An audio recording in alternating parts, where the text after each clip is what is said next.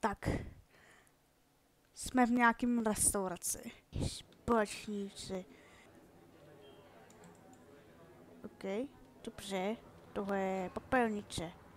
Další lidé. Vítejte v restauraci.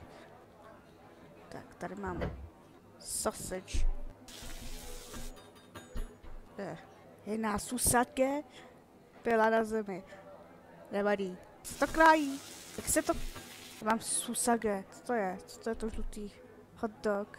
Tak, dám tohle. Je. Zase párek na zemi. Takže tady mám tohle. Chleb. Tohle. Susage. OK. Tak to provedíme. Tak.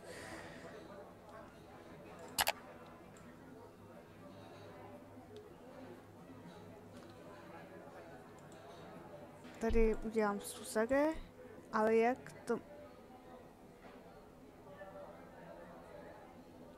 OK. Nevím, co jsem to dělala. Jak to mám spojit? Tu mám... Hej! Jako... Tady máte párek, tady máte tohle. A je to. Je tam nějaký návod? Je. Já jsem se spálil, já to spálila ten párek. Ježišmar. Je.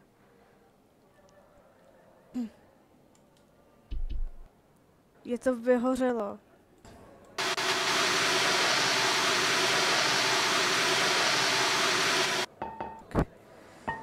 Tak se to udělalo. Tak.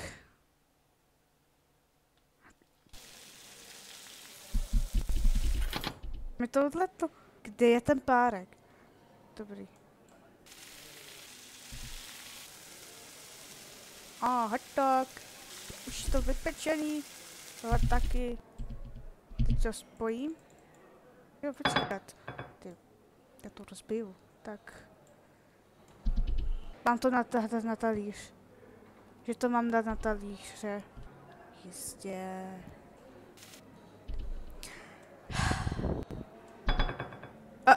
Počkat. Takhle, jo, aha. Já myslím, že to... A tady. Tak.